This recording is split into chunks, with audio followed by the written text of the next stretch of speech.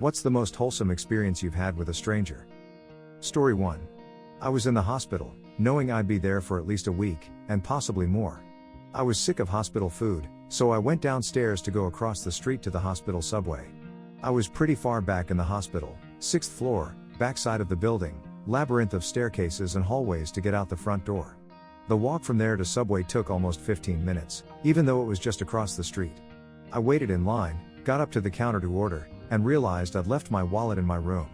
I ordinarily keep my wallet in my back pocket, but there was no need to in the hospital since I was in my room most of the time. I was exhausted mentally by that point from the stay, told them I'd forgotten the wallet, and turned to make the trek all the way there and back again. All of a sudden, a nurse behind me bought my food for me, saving me the trip, and the money. I thanked him profusely. That was years ago, but I will never forget that act of kindness. Story 2. I was traveling from the south of England to the north of Scotland to start a new job the next morning. I had taken a train up to London and was supposed to get on an early morning flight from Heathrow. The bus to the airport, however, was cancelled and I had to make my own way using a series of night buses. However, it was about 2:30 a.m. and my phone was dead, and I had never used London's night buses before. I was young and a little scared, standing in the middle of Victoria trying to figure out the fated bus schedule when a woman came up to me and asked, "Are you alright, love?" And I explained through tears that I thought I was going to miss my flight and didn't even have an Oyster card. She looked up my route on her phone, wrote down all the possible variations of buses and trains that I would need to take, including the times. She waited with me the entire time, like 20 minutes, then when the bus came up she paid for my fare, no cash on London buses. I got out and looked to her and she shrugged and said, "Oh, I'm not getting the bus, you just look like you needed someone." I think about her every once in a while, and I'm incredibly grateful for her. Story 3. I was in an abusive relationship and it ended with him beating me up very badly. Broken ribs, bruises and cuts all over me. He was arrested, but the process and aftermath was hell. It was spring and the weather was warming, but for weeks I wore long sleeves and high collars to hide the cuts and bruises. Eventually everything healed and faded except one very deep bruise on my upper arm. I had had enough of hiding them in shame, so one day I said duck it and wore short sleeves. I was standing in line in Walmart and noticed this rough biker looking dude staring at me. I thought he was checking me out or whatever. Then he asked me how I got that bruise on my arm. I stumbled answering and he outright asked, "Did somebody hurt you?" For some reason I decided to be honest and not lie in shame, so I said out loud, "Yes, somebody hurt me." He looked at me and in the kindest voice said, "You did not deserve that. Whoever it was will get what's due to them one day." For some reason, that was a turning point for me. I knew then that I was going to be okay. I knew that no matter how things turned out legally, that I was going to be okay. I never saw that man again, but I honestly think he was an angel sent to give me a message. Story 4. Once went out to a restaurant for a meal. Earlier the same day we found out that one of my partner's relatives, someone they were close to, had killed themselves. We thought it would be a good idea to get out of the house and distract ourselves. Our waitress was lovely and spoke to us throughout the meal as it was quiet and she seemed fun. At the end of the meal, and many wines, my partner was visibly emotional, not crazy, just sad looking. The waitress asked us if we were okay and saw that my partner was upset, so she asked again. We told her what had happened. She was shocked and it was obvious she really felt for my partner. A few minutes later, she came over with some limoncello shots and said it's on the house, which was unexpected and lovely. We protested a bit, but she said, "I'm managing tonight. It's little things like this that make me like working here, because I can make your night a bit better." What a legend. It gets even more lovely though. We asked her for the bill shortly after, and when it arrived, it read £00.00. She had discounted the whole bill, putting it through as wastage. We were shocked and had a tearful goodbye with her after many protests and finding it unbelievable. We'd had a 3-course meal, wine and beer, loads of sides. We went to town and she just covered it because my partner was sad. I'll remember it forever. She could have kept herself to herself and ignored us, but that moment of kindness meant too much to us that day and turned it from a shitty day to a less shitty day. Story 5. I once took my son to a local science center for a day of fun. I also have cerebral palsy. I get around well enough. Sometimes I use a wooden cane, but I'm alright unsupported. I rock a mean limp and have terrible balance, but if you were to see me walking around, most would just assume I had been injured at some point. While walking around, I spotted this woman with a young daughter of maybe 7 to 8 using a walker and sporting a pair of leg braces. The mother and I locked eyes a few times throughout our free roaming day until eventually our kids started interacting with the same exhibit. We were standing there watching them and I turned to the mother and before I could even speak she said, "Cerebral palsy. You too, huh?" We ended up spending the rest of our day together chatting about our lives and experiences and going over the many advancements and therapies that have been developed since my childhood. She ended up telling me at the end of the day that seeing me being a single dad to my son and being so independent in spite of my disability gave her a lot of peace of mind. She said she worried a lot about what her daughter's future might hold in terms of her independence. It was just an all-around really nice experience. Story 6. I had a knock on my door, and when I opened it, there was a stranger with a gift card to a local garden store for me. Apparently her kid had been pinching tulips from my garden every day to give to his mom, and they wanted to pay for them, once they figured out whose garden they were coming from. I had thought squirrels were doing it and had regretted planting them the year before, not being able to enjoy them. I spent the gift card on more bulbs. Story 7. I moved 1,000 miles away from everything I knew after graduating college 16 years ago. Back then I was pretty homesick, struggling in my career and figuring things out, so I felt pretty lost in life. One day I was walking around downtown Orlando when an older man, probably in his mid-80s, stopped me. He handed a piece of paper that he was carrying to me and said, "You seem like a good person with a good heart. It will be all right." Then he just walked away. Looking down, that piece of paper was a copy of a handwritten page by him filled with dozens and dozens of sayings, illustrations and quotes from all over the world regarding love and hope. Tears came immediately and I put it away to read later that day. It stayed on my wall in my home for the better part of 10 years until I moved again. Now it's been 16 years since then, and sure, he's moved on to the next world by now. I still have that page, take it out occasionally and think about that wonderful man from many years ago who taught me about pure and genuine random acts of kindness right along with love and hope. He was an absolute blessing to me and to our world. Thank you, good sir. You were a beautiful soul. Story 8. I was in London and was supposed to be flying home that day. Walking down the street with my 2 suitcases towards the tube station nice and early on my way to Heathrow with plenty of time. Silly me didn't realize that when the sign said there is going to be a tube strike on the day you fly home, that means the tube is completely closed. I thought it just meant delays or something. I don't know. I start walking toward the bus station a few blocks away, desperately trying to come up with a plan B. A young man comes up to me and offers to help carry my suitcases. He asks where I'm going, and I say Heathrow, which is an hour away at this point in time until my flight is running short. It starts raining. He says you'll never make it there on time on the buses.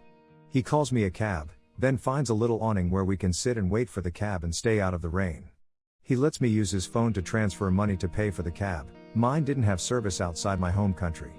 We just sat and chatted for 30 minutes waiting for this cab, and he made me feel so much less panicked. I just couldn't believe the kindness he showed to some random person on the street, and I've never been able to find him again online to thank him. Story 9. This happened when I was around 9 or 10. I was out riding my bike with my mom, and halfway through the trail, my bike breaks down. Anyway, we couldn't carry the bike back home since it would take hours, so we were just stranded in that field. There were a few people on the trail who saw our inconvenience, but either they didn't have any bike knowledge to know how to fix it, or they couldn't be bothered to care. At least an hour had passed before this old man, and I mean like real old, he looked to be around 80, approached us and fixed our bike free of charge. He got his hands down to the grease, and eventually after a few minutes I could start pedaling again. I thought that was a really wholesome moment, his kindness and coolness to our situation. And that's why this memory sticks to me, I guess. Story 10. When I was 16, I'd taken my mom's old Pontiac Bonneville to the movies, and I was in such a hurry that I forgot to turn off the lights. When I came out, the car was dead, but someone left a set of jumper cables on the hood with a note that said, "I hope you make it home safely." I've never ever forgotten about that. Since then I've tried to pay that kindness forward any way I can. Story 11. Crouching Tiger, Hidden Dragon just came out in theaters.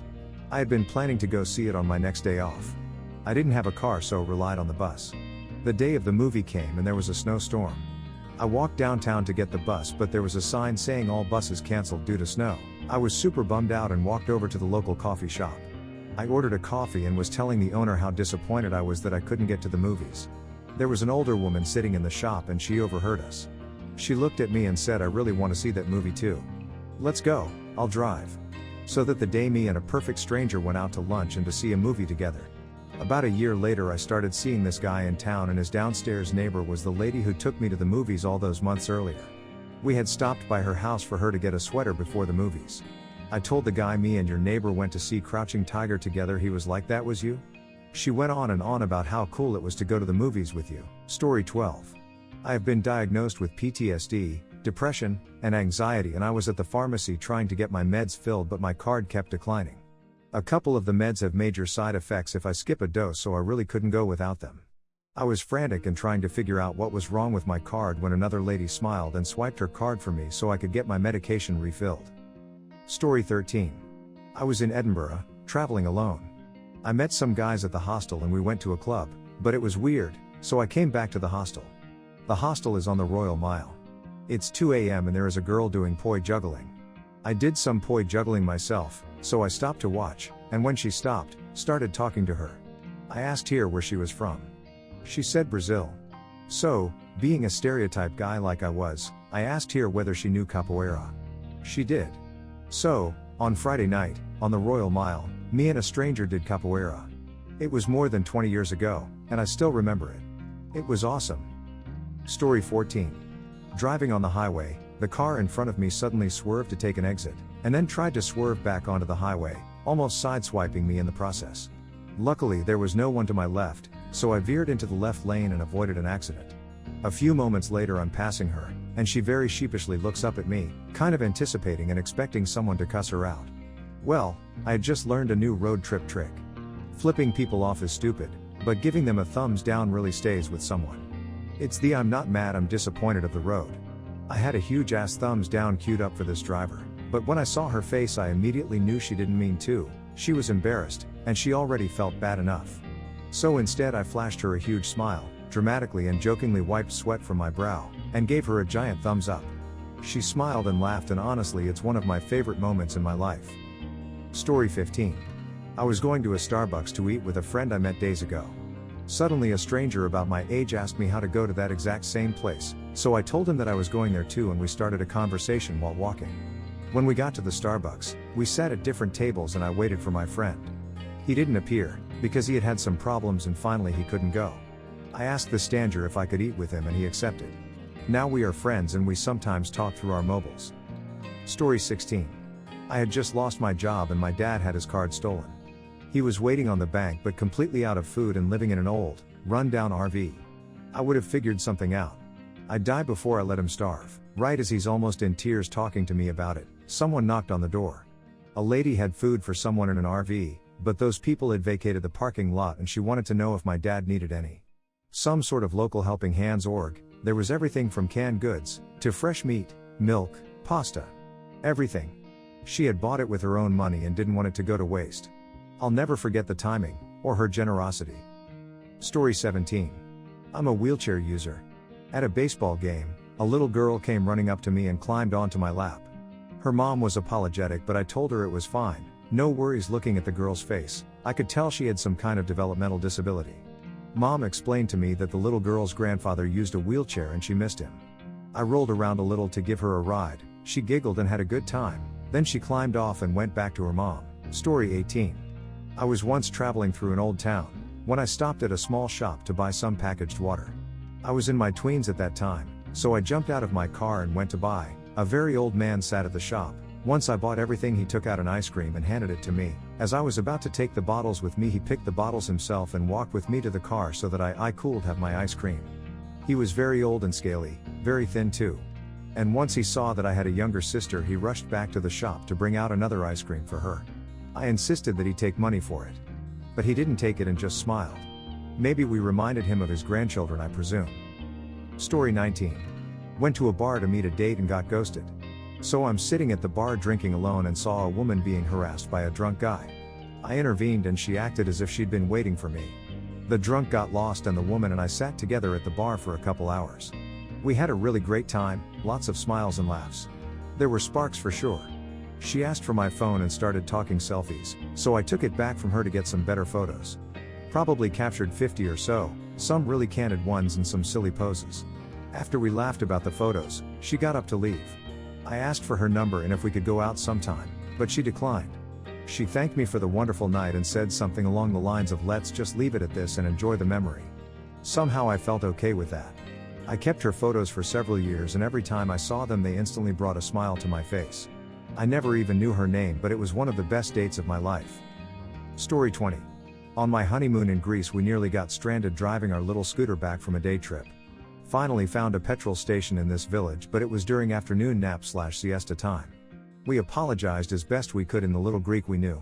The guy obliged but looked a little annoyed. He casually asks where we are from and we tell him New Zealand. His face lights up and is amazed because he had never met someone from New Zealand before. He asks us what are we doing so far away from home. We tell him that it's our honeymoon. He tells us to wait there and comes back with a bottle of wine that's obviously worth more than the €6 of petrol we are buying. He refuses for us to round up the bill or for us to buy anything. He just tells us honeymoon is honeymoon, be happy, go, hands down one of the best highlights of our trip. Story 21. I guess this can be perceived as pathetic by some people and that's okay, but I used to go to school with a bunch of horrible people. I'm disabled so I look and walk weird. Every time I'd go out for lunch to my favorite food place and see them, they'd hurl insults. Anyway, I was standing in a long queue and they were behind me. There was an old lady, maybe like 70 to 80, behind them. They were making fun of my walk. I sorta can't walk straight because I had a stroke as a kid, and this old lady called them a bunch of cruel twats. It was really kind of her to stand up to them. I always will remember that. Story 22. I started going back to the gym. First day saw a personal trainer and took some pre-workout. I was pushed pretty hard and by the time I left, I was dizzy, lightheaded and nauseous. On my drive home my symptoms got worse and progressed to the point where my arms and legs went tingly to numb, lost fine motor control, hyperventilating and my speech became nearly unintelligible. My hands locked up and I couldn't open them or move my fingers. I was essentially temporarily handicapped, but I was still thinking straight. I pulled over, hazards on, crawled out and onto the curb, fumbling about dialing 911. The operator couldn't understand me and I didn't know what was happening to me and was panicking. A woman pulled up behind me, got out and asked what was happening, if I was okay. I shook my head and handed her the phone that says 911 on the screen. I did my best to tell her what was wrong, but she could also see the state I was in. She told the operator what she saw, where we were. She got me a blanket from her car and wrapped it around me and stayed with me until help arrived. I looked up at her and managed to say the most defeated, desperate, thank you I could muster before she left. I recovered shortly after and didn't need to go to the hospital, but was still picked up by family. Bless that woman, wherever she is. Story 23. I have bright hair, currently teal, and moved from Orlando to a very small southern town. I get the look a lot, especially from older people. I was walking through the parking lot of an Ingles one day and an old lady, maybe 70-ish, yelled out to me, "Your hair matches your shorts." That's so cute. It kinda made my day, haha. Once we moved into our new place, a neighbor kid knocked on my door. When I answered he asked if I had any kids. I told him that I didn't. He goes, "Aw man. I just need friends." And ran off, lol.